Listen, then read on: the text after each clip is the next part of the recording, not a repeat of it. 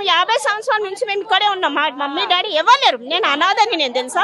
వేసినాము అక్కడ రాలేదు. ఇప్పుడు ఈయన వచ్చింది కదా అనేసి ఇది ఎప్పుడైతే ఓపెన్ అయిందో నెక్స్ట్ డే నుంచి నేను ఇక్కడ తిరుగుతున్నాను. 4 సార్లు వేసినాను ఇక్కడ. 4 సార్లు వేస్తే ఇప్పుడు నాకు ఫోన్ నెంబర్ L2లో వచ్చింది. ఫోన్ నెంబర్ తప్పు చేసేసినాను. నాకు 359 వచ్చేది 357 చేసేసినారు. ఇప్పుడు నాకు ఇక్కడ తిరిగిపిస్తున్నాడు. ఇక్కడ వెళ్తే కలెక్టర్ ఆఫీస్ నేను చెప్తున్నాను కదా, వేస్ట్ ఫెలోస్ నేను అంటున్నాను కదా. ఓట్లకు వచ్చి తీసుకున్నారు. ఆ తర్వాత 2000 మాకు ఒక ఆశ ఉంటది గృహని. మేము కూడా హౌస్ వైఫ్స్ తెలుసా.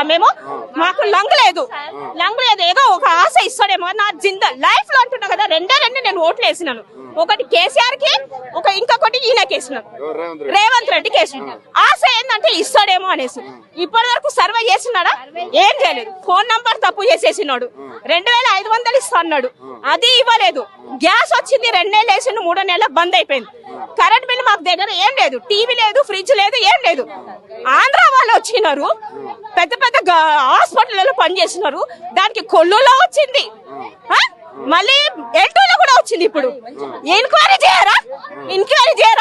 ఆధార్ కార్డు తెలిస్తే బ్యాంక్ కూడా వస్తుంది, బ్యాంకులలో వస్తుంది. ఏమొచ్చింది చెప్పండి బ్యాంకులలో? మా దగ్గర ఏం లేదు తెలుసా. వస్తే చూస్తే నా పిల్లలు ఎట్లుంటా మాకు తెలుసు. ఇంటి పరిస్థితి చెప్పుకోము, కానీ ఆశ ఉంటది ఏదైనా వస్తే. నేను చెప్తున్నాను కదా, అన్ని పైసలు ఇచ్చి చేసుకుంటున్నాను. ఏం లేదు. నేను అంటున్నా కదా, నాకు ఒక లంగు లేదు. నాకు టీవీ వచ్చి 10 సంవత్సరాలైంది, ఒక లంగు లేదు. 2 ఆశతో వచ్చినాను. వేస్ట్. నంబర్లు ఎంక్వైరీ చేయలేదు. ఆధార్ కార్డ్ నంబర్ ఉంటే అన్ని వచ్చేసేది వాళ్ళది. ఏమొచ్చిందండి? ఇల్లు వచ్చిన ఏం మార్పు లేదు, నయా పైస లేదు.